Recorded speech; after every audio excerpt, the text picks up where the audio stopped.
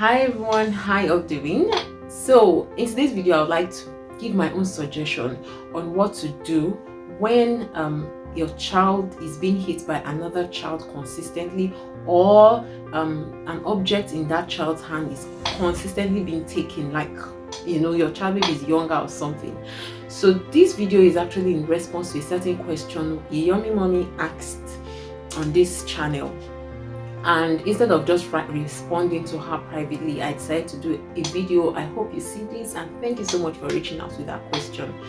So apparently her child is a young little baby, not up to 2 years, and other children, or maybe this particular child, consistently reaches out for her child's toy particularly. So even when she gives that other child an alternative, like, okay, take this one, play with it, that child wants her child's particular toy. And we all know that's how toddlers are. If you have more than one child, you know that your children will continue to shout and report themselves to each other to you because of one particular toy that one particular child is carrying. So what do you do when you are consistently taking your child away from danger, or collected, offered other choices, and this child or other children won't just let your child be, or vice versa? So I will be addressing or advising based on what I think, especially if your child is the victim. So first of all, I would advise that you first of all take your child out of danger. So if your child is being hit, being bullied, being pushed down consistently, pack your child, come on, and leave that place. The whatever game that you're there to do, it's not as important as the safety of your child. If it's that bad, then please leave. If it's not as terrible, then you can just be on ground to watch out for the safety of your child. But I'll just say that you should take your child out of danger completely. Secondly, I would suggest that you talk to the child particularly. Now hold on, I know this child might be young, especially if you have access to other people's children. I can be in a gathering and I know the mommy of this child. We are all neighbors or church members and know each other. I know this child knows me as this person's mommy and all of that. So if I were to be in that situation, I'll first of all talk to this other child like I would if it were to be my child in that position. Yeah. So if I would just reach out to that child and calmly. I don't know if you've seen this video, one of my videos about what to do if your child consistently hits, a gentler or a more gentle approach. So if it is that hitting issue, I would hold that other child's hand, of course when my child is safe, and talk just the way I would do to my own child if my child is the one hitting, and say, don't hit. But remember, I have held that hand and I'm communicating, like looking at the child directly in the eye, like, you don't do that. Don't beat. Okay? Gentle hands, and show the child how to do it. Of course, I won't show the child how to do it on my own child, because that child have not gotten it. Show that child on me, like, okay, you do it gently like this. Hold on. Now, if you've done that and that is still continuing, remember, children will not just get it once. It has to be consistent, especially if your child has to be around that child all the time. Now, if that doesn't work, I would also advise, whether it works or not, as you are dealing with that situation at that point, once you have contact with the caregiver of that child, the parent, the teacher, or whoever it is that is a child of that child in that particular space, I would talk to that person. Okay, so I'm telling the parents that, please, this is what your child has been doing consistently. No offense, of course, we are gentle, we have Jesus, but that caregiver also has to know. Now, mind you, not everybody has the information you have on how to gently correct or help a child to react better. So you also need to maybe suggest that, okay, this is how I do with my child, that my child is better at this, so maybe you can do that with your child. But I have already done that before coming to meet you. That is if you have already spoken to that child.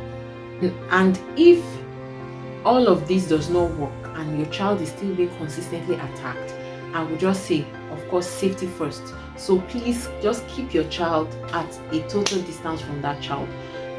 Whatever it costs, keep your child at a total distance for the safety of that child. Now, if you notice, I've been talking about just hitting.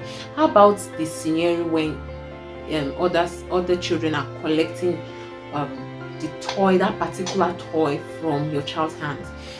If you've been consistent on this channel, I know I have mentioned once before that children also need to learn to take turns. So just as you would teach your own child to wait for their turn, if it is for their sibling or someone else, and offer an alternative, I believe that you can also apply that to another child doing it to your own child. So if, for instance, the child comes for your child's like teddy bear, and that is the particular teddy bear they want to have, that child has to be spoken to, of course, with respect but with firmness.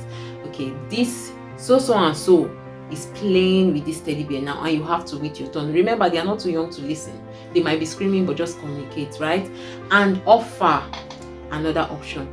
If that child refuses to take that option, well, tantrum would occur, but it is what it is. I mean, that child just has to wait. If you want to have that toy, then you would wait until that child is done. So if it is my child that is still playing with the toy, I will carry my child and that toy away from you so that you will wait, and I'll make it clear that okay, there's nothing personal. If the caregiver of that child is there, and that caregiver, maybe somehow there's a way your body language you do, and it's like you're trying to avoid that person's child.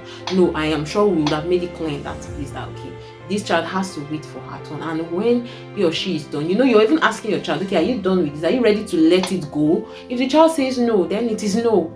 Children also have to learn that their boundaries matter, okay? Just like others have to learn that they should wait and respect other people's boundaries. Yeah, okay? Now, on this final aspect I would like to suggest is one thing I know would help parents with more than one child, or even generally as you have children around you, and that is allowing children to settle their discrepancies. Okay, sometimes children just need to be left alone, of course under close observation, close watch, to just sort their issues out. So now I have 2 girls, and I guess that might be a video for another day, but when they get into a fight, like give me this or sometimes I don't just jump in, because I mean jumping in it just deprives them of the ability to sort out their issue by themselves. Okay, so sometimes you just let, and I'm talking about when your child is not in danger and it is a fair fight in quotes. I mean their energies match each other. Now I'm not saying that you should allow your child to fight. When I do not preach violence in any way, but when there is an issue of a child collecting toys from another child and stuff similar to that, remember, not a situation of hitting, because that's dangerous, but I mean when they have this back and forth about I want that toy particularly, and these are children that you have thought boundaries, you've taught them how to take turns and all of that, step back a little and allow them to settle it by themselves. You might be surprised, it might not be something you would at the end of the day still jump into. So if it's getting too long, or you know when to just chip in a little and say, oh, would you like to take turns, or so as the situation warrants, sometimes you just step back and allow them to just sort it out by themselves, and you're teaching them problem solving skills. So I hope these tips help. If you have specifically, remember this is a question that a mom has asked, this is not just me bringing stuff out of my head. Okay, if you have any suggestion, please do well to leave it in the comment section. We are all out to read your comments, and if you still have more questions, or you're not clear or not sure about something or any other thing in general, please do well to drop it in the comment section below, and you definitely will receive an answer. Thank you so much if you stayed to the end of this video. Do well to subscribe if you haven't, because we do kingdom parenting content every single week that will definitely be of help to you. Thank you once again, and see you next time. Bye.